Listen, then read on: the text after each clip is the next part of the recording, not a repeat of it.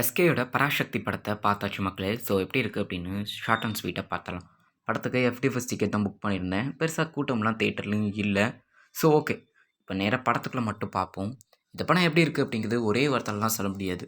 படத்துல நெறைய plus and minus இருக்க தான் செய்யுது. ஒரு படம்னா இதெல்லாம் இருக்க தானே செய்யும். ஸோ ஃபர்ஸ்ட்டு படத்தோட மைனஸ கொஞ்சம் பார்க்கலாம். படத்தோட மைனஸ்னா கொஞ்சம் படம் லென்த்தியா போகுற மாரி இருக்கு. கொஞ்சம் ஸ்லோவா தான் ஸ்டார்ட்டாவும் ஆகுது. ஸோ அது எனக்கு கொஞ்சம் லேக் அடிக்கிற மாதிரியே தோணாலுமே பட் பெட்டர் தென் சூப்பராக இருக்குது அப்படின்னு சொல்லலாம். ஜிவிக்கு இது 100th மூவி அப்படிங்கிறதுனால அவருக்கு ஏதாவது ட்ரிபியூட் கொடுப்பாங்கன்னு நானும் பார்த்தேன். பட் அப்படிலாம் எதுவுமே கொடுக்கல. சும்மா தம்ப்நெயில்ல மட்டும் ஜிவி 100 அப்படின்னு போட்டிருந்தாங்க. இந்த படத்தில் எஸ்கே அவரோட ஆக்டிங்கை பின்னிட்டாருன்னு சொல்லலாம். ஸ்ரீலீலாவும் அவங்களோட ஆக்டிங்கை சிறப்பாக பண்ணிட்டாங்க. இந்த மெயின் கேரக்டர்ஸ் 3 பேரில் ஒரு கேரக்டர் இறந்து போகும்போது தியேட்டரே ரொம்ப சைலண்ட்டாக இருந்துச்சு. ஸோ அது கண்டிப்பாக ரவிமோகன் கிடையாது. இன்னொரு கேரக்டர் நீங்களே கெஸ் பண்ணியிருப்பீங்க யாருன்னுட்டு. ஸோ ரவிமோகன் ஒரு ப்ராப்பரான வில்லனிசம் சூப்பராக பண்ணிட்டாரு.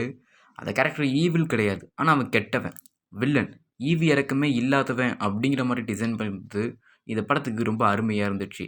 கடைசியாக சொல்கிற சில விஷயங்கள் கூஸ் பம்பாக இருந்துச்சு. அதாவது நம்ம ஸ்டார் ஸ்போர்ட்ஸ் தமிழில் அடிக்கடி டைலாக் ஒன்று சொல்லுவாங்க. உயிர் மண்ணுக்கு, உடல் வந்து தமிழுக்கு தமிழுக்கு அப்படிங்கிற மாதிரி. அது சும்மா அவங்க எடுத்து போட்டதை இவங்க சிறப்பாக பண்ணிட்டாங்க அப்படின்னு தான் கண்டிப்பாக சொல்லியே ஆகணும். ஸோ இந்த படத்தை நீங்கள் பார்த்துருந்தீங்க அப்படின்னா உங்களோட ரேட்டிங்கை சொல்லுங்கள்.